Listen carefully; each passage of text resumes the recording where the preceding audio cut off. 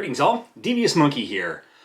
Exciting video today. I'm going to show you the difference between no steady shot on, or standard steady shot, active steady shot, and then what it all looks like with a wide-angle lens put on it. Now, I know I said before that I probably didn't need to get a wide-angle lens because it was good enough, you know, as far as having the active steady shot on, but we also know that I'm excessive and I like to go out and buy shit and try new things out. Now, I have said all along that the ZV1 surprised me because it became like probably my favorite camera because it's so easy to use. I get fantastic footage and fantastic audio all basically out of the camera, and that's pretty cool. Now, I also believe that no camera is perfect out of the box. Something always has to be added to every single camera. And yes, I mean that, because if the camera were perfect, you wouldn't need a tripod or a monopod. You wouldn't need to put an external mic on it. You wouldn't need to put different lenses, so on and so forth, blah, blah, blah, blah, blah. Quit your whining. No camera is the perfect camera right out of the box. You always have to add stuff to it. That's the whole point. You add tools to make your vision easier to capture when you start using external, aftermarket, whatever things to make things better. So quit whining about it. You're going to have to buy shit to get your camera to work the way you want it to work. And it's different for everybody. Some people might be able to grab this ZV1. They might have even longer arms than me, hold it out there, or they might not vlog, and it's a perfect camera because it takes decent pictures, it takes decent footage, blah, blah, blah, blah. But for most of us, especially those of us that do vlog type things, it's okay, but not quite. Now, I've also said that I would prefer using the Bluetooth grip, the Sony Bluetooth grip, rather than always putting it on a gimbal. You know, and that gimbal being the Crane M2. Not that there's anything wrong with the Crane M2, it just sort of limits what I can do and where I can throw it and all that kind of stuff because, you know, and I also have to have power for that, so it has to be charged, blah, blah. I like using this Bluetooth grip, and if I use the Bluetooth grip, I also have shown you that no steady shot and standard steady shot aren't good enough when you're vlogging and you're walking along and you're holding it out for you. You either can't hold it out far enough, and if you hold it out far enough, then you get too much hand jiggle and all that shit. So you have to be using active steady shot, which I showed you active steady shot's pretty awesome. In fact, awesome enough that I've had people comment that it looks like it was on a gimbal. Yeah, you still got to do the crazy ninja walk sometimes and all that kind of stuff, but it really takes care of a lot of the stuff at the cost of screen real estate because you get the crop. You get the crop when you put it on there. Now, I don't use 30 frames per second, and apparently this crops if you use 4K 30. I use 4K 24, and I don't get that additional crop, but I do get the crop from putting it on active steady shot. So as you can see, on my blue background, I used blue painter's tape, and I made these little tape marks all the way around so that you could see where the screen is exactly depending on what it's in. So right now, I'm in active steady shot, and I have the camera in my studio where it would need to be, where it always is when I film in here, so that you can see the clock, a little bit above the clock, and I'm completely in frame and it doesn't go that low. That's the frame for it.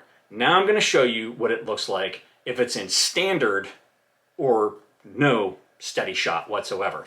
Okay, here you go. I've now marked it with a second set just on the sides here, so you can see how much more is in the shot when you have it on standard steady shot, and it's the same if you do no steady shot whatsoever. That's how much more of me you get in the frame. So you can see that now. Now what I'm going to do is I'm going to stop the recording again, and I picked up this Zomei wide-angle lens. It is like almost a half an inch wide. I'm going to link the lens and the filter adapter that I have on there, the 52 millimeter filter adapter on there in the description, so you can see where you can get it. Neither one of them is that expensive, and you can see what's going to happen here. So I'm going to turn this off. I'm going to put this wide angle thing. It is a 0.45 times wide angle lens adapter. Ta-da! Okay, now look at how much wider it is, because you can see here's my active steady shot. Here's my either standard steady shot or no steady shot. Look at how much real estate it added. Okay, now I'm going to stop this though, and I'm going to put it back onto active steady shot so that you can see, so that we can both see, you know, what kind of real estate you get. Okay, and as you can see, even with active steady shot on, you still get out beyond what you'd get if you didn't have steady shot on, or if you're using standard. So it just makes sense for me to keep this wide angle lens on here and get that much more real estate in the screen when I'm filming myself walking around. Plus I get the active steady shot, which is amazing. You know, and all for, in my mind, a relatively small cost.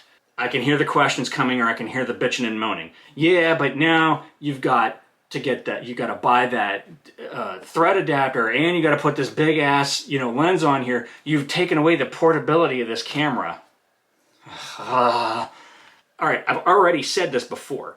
The camera is so small and so light, that adds to the hand jitters because it's so light. You know, you can't hold it steady. It's just too light. I like heavier cameras, and it's still small.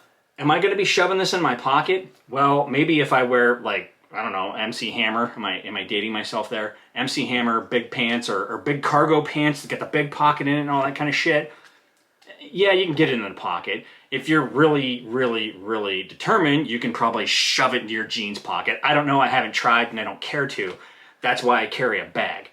That bag already has too much shit in it as it stands, but I also always keep it on this. And it's not that big of a deal for me to just stick it in the bag, you know, if I'm walking from one place to the other and not using the camera.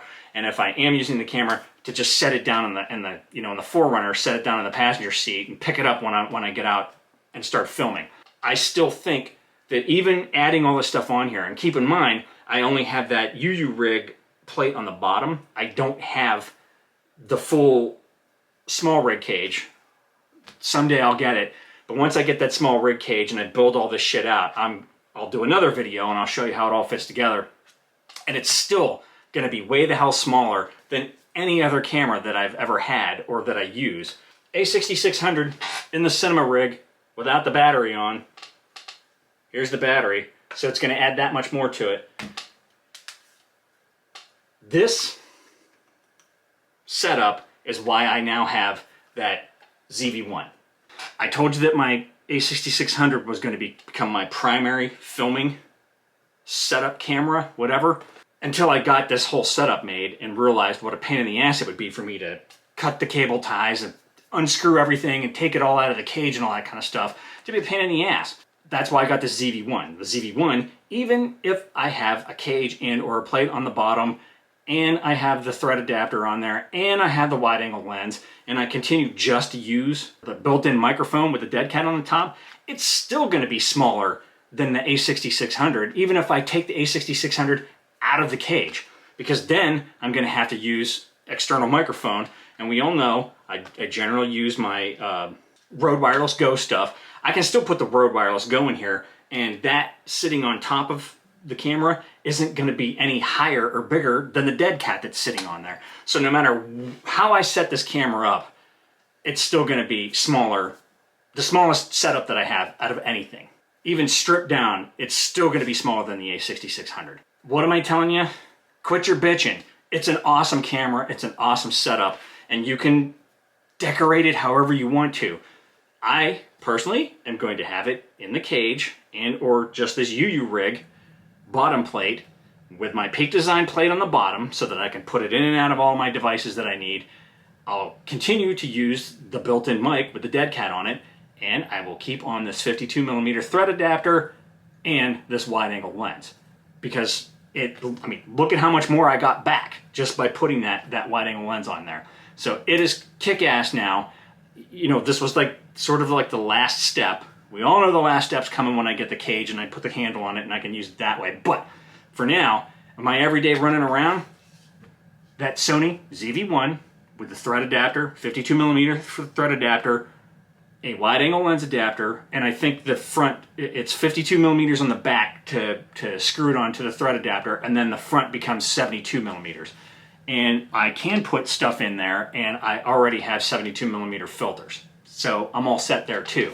And I will put it on this Sony Bluetooth grip, and I will get awesome footage, and it will be steady, and there'll be enough of me and enough of my background in the frame, so it'll all look great.